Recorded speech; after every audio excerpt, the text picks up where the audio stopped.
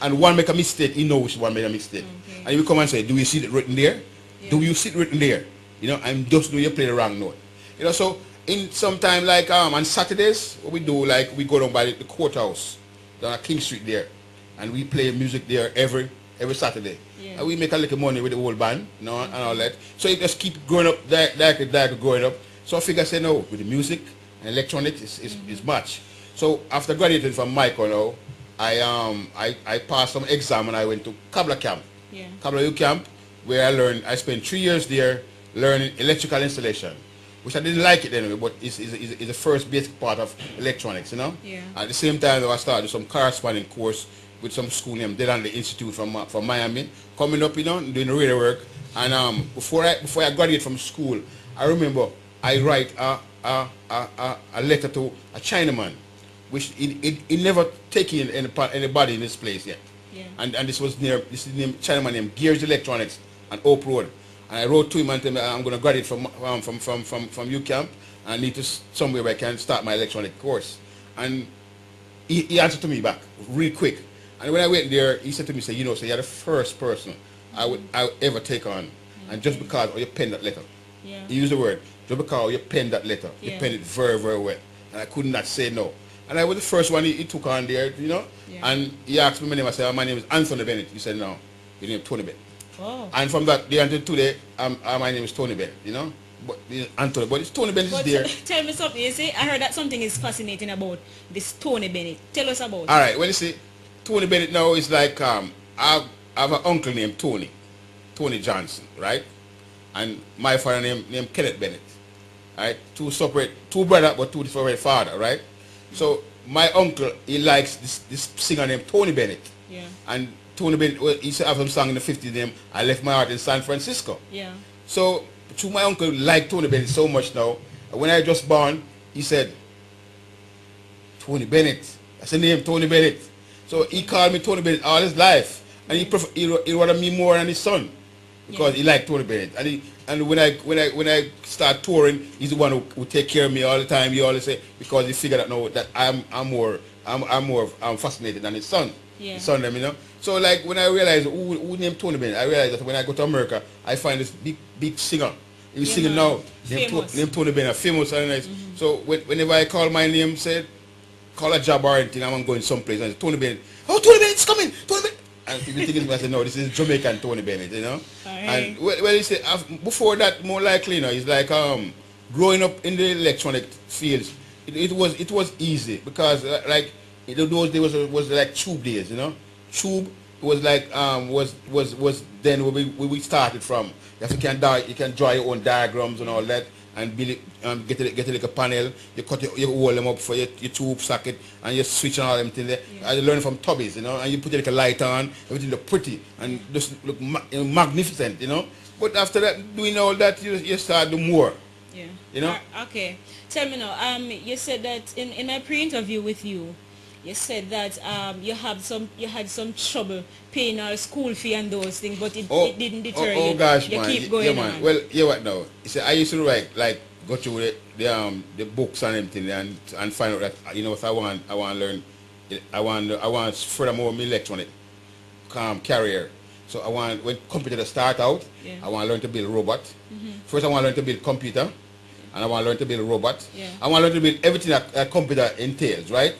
So I started course here, course there. Yeah. I used to attend a school named TCI, Yeah. Technical Institute in New York, right? Okay. Right next to Madison Square Garden at 8th Avenue. So what I do now, I just started to take another course, all over courses and can't pay tuition, you know. Right. I can't pay the first like, couple months, but I can't go no more. So I have about 12 of them and me and I can't do anything at all, but I just try and see if I can really, them can't really just forgive me and just let me keep on taking the courses. Because I have to do exams and send it in to them all the time. So one day now I went to a furniture store. I wanted to take out a bed. I wanted to credit a bed. And when she see my name is Tony Bennett, and she see where I live and where I say, Mr. Bennett, your credit is so bad, we just can't advertise it. They say, oh God, man. Why? So you owe so many schools, and you have a bad credit. They say, oh man, so we just can't do anything for you. So I just walk away, my head down, you know, just say, oh God, but I really need a bed, you know. Yeah. And then suddenly, you know, she called me next 3 weeks. She said, Mr. Bennett, said, congratulations. I said, oh yeah, what happened? You gonna give me a bed?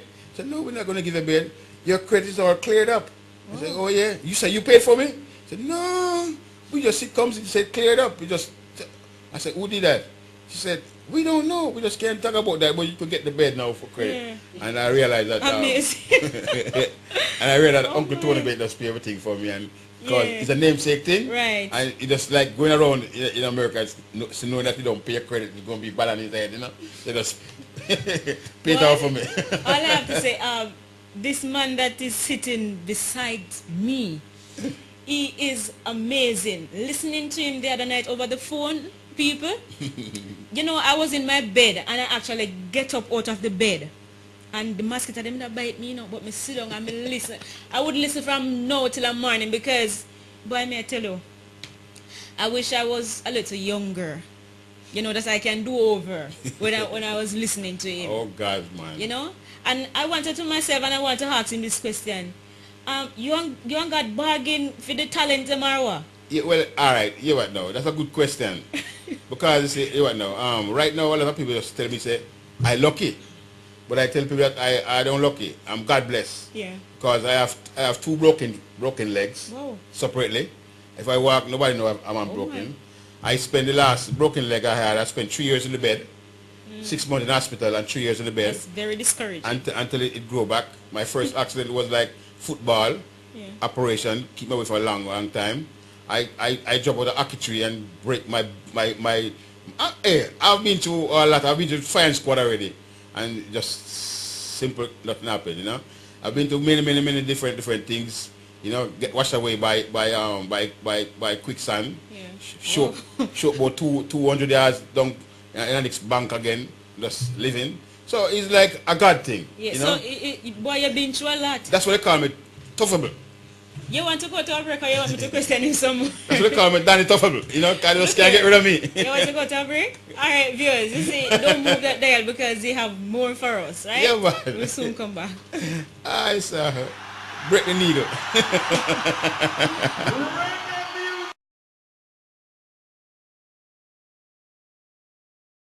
Welcome back, viewers. This is HottWaxx Live, and remember, viewers, I'm here with Mr. Tony Bennett, and we are melting away negativity and we are promoting positivity because he's also speaking to the young people. Listen and you will learn, and not just only listen, or put it in action that you can become something in life. Mr. Tony, boy, you have so much that we have to put you on another show. That's the toughable man. Right? We have to put you on another show. But what I want to get at, right? You say you works in the army. Yeah. Which army you works in? In the UK army, in Belize. Tell us about it. In Belize. There was a position open in the UK army where they needed a technician to work underground. Yeah. In the ammunition compound, right? And nobody wanted that position because it was so dangerous. Yeah. They don't know if they might come back out even there, because you have to go about 20 feet in the ground. Wow. And you have to be there at the door, open by ultraviolet, by solar. Yeah. When the sun comes up, yeah. 6 o'clock it open. And you have to be there at the door when the sun goes down, 6 o'clock for it to open again. Okay. So this job now, what you have to, there are bombs all over the place, right? And if there's a device over there and you have to go to fetch that device or screw it on something, you have to make sure when you go there, yeah, you're not shaky. You can't shake, okay, because the magnetism on the bomb them can really damage your hand. Right. So you can go between two bombs very close and you just push your hand like that, and you have to be tight, precise. Boy, you're really tough. You know, so it was like an experience where every day when I come to work and I'm ready to go down, is that captain there, he prayed for me. Yeah. Because he said, we don't know if you might come back. Yes. I said to him, I will. I know I will come back. Yeah, I will. He said, okay. And he prayed for me every day. He makes sure be at the door to pray for me, because that place now you can't carry a radio down there, because you have frequency bomb. Yeah. You can't carry them time wasn't a phone around, but radios and anything at all that use frequency. Because you have bomb going alt tours and all them things. So you can't carry nothing at all that really deal with frequency or with magnetism. Right? So whenever you're in there now, you have to have you have to be like just by yourself. Don't have anything with a carry have anything with frequency, and your screwdrivers them have no magnets on them. You have to be like just clear. Yeah. Because what happened now is that you can't drop anything that much. Hey, it's something where directly he tells me, he said, it's a dangerous place. Yes. And there's no room for mistake. Right. And I make sure learn that. And I make sure this side of myself say, there's not gonna be no room for mistake right here. I have to sharp on everything I do. You know what I mean? So it like I live it out. Yeah, I guess you wouldn't be alive on the show today. I live it out, I live it out. So it was like an experience in that army thing there, Yeah. But and that's where I learned about the areas them and the plane and all them things there. And it's what an experience for me anyway, learning too, and was very brave. Yes. Was You're very really brave. You're really brave. Nobody wanted to take that job. Because even talking to you about you're telling us about it now, and I tell you, I am afraid. I'm afraid. Dangerous thing, man. Dangerous thing. Dangerous place. I do. Sometimes I lie down and start look at the area. The area in Quebec, how it will look like, and say, there's no way we could lie down and relax. You have to open your leg, the old from 6 in the morning until 6 in the evening. Yeah. And you can't sit down. You have to be just moving around. You find something to do at all time. Yeah. And definitely you can't be careless. Never you can't. If you can be careless, you are in trouble. Yeah. You have to be sharp at all time. Be sharp and just know directly what task you're gonna do. Yeah. You start off, you're gonna be directly just directly.